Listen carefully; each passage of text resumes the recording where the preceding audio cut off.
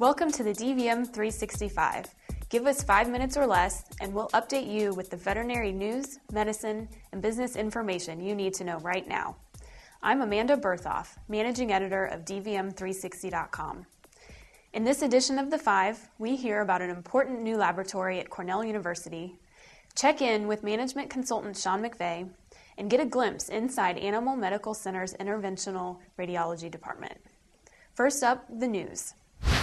Veterinary school is a stressful endeavor, but students at the University of Georgia's College of Veterinary Medicine will have a little help thanks to a new partnership. The school will team with mental health agency counseling and psychiatric services to teach stress management and work-life balance skills to graduate students. The partnership follows a Big Ten student suicide study, which found that graduate students have the highest rate of suicide among all college students.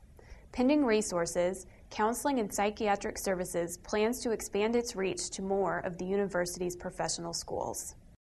Officials at Cornell University on October 1st will celebrate the opening of a new state laboratory to monitor human and animal diseases. State officials and faculty will be on hand for the debut of the $70 million, 125,000 square foot New York State Veterinary Diagnostic Laboratory on the Cornell campus.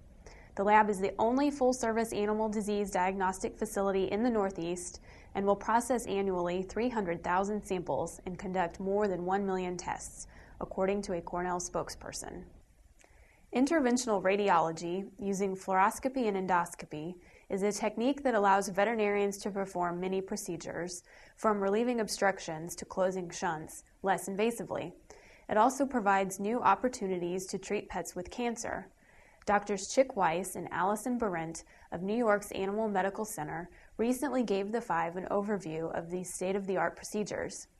Here, Dr. Weiss explains an application of interventional oncology.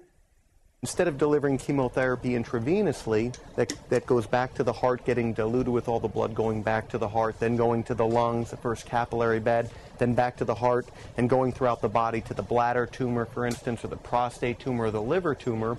What we can do is take a catheter under fluoroscopic guidance, put it in the artery in the leg, and under fluoro we could bring that catheter up to the hepatic artery going to the liver, we could bring it to the prostatic artery going to the prostate, we could bring it to the maxillary artery going to the nose, and we can infuse the systemic dose of chemotherapy directly into the tumor.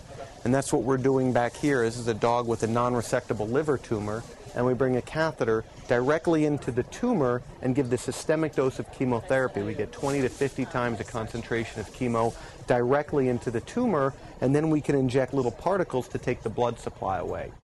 For more on these and other procedures, go to dvm360.com/medicine videos.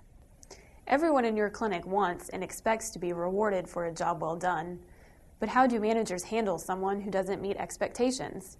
First-line editor Carrie Hillard-Johnson recently asked management guru Sean McVeigh about possible consequences that might help hold underperforming team members accountable. When people don't achieve, we don't want to burden the achievers with that kind of employee. So it's about rewarding people for what they actually do. But if you're looking at actual consequences, some of them might be docking in pay, i.e. we drop your pay to what's appropriate for your skill set.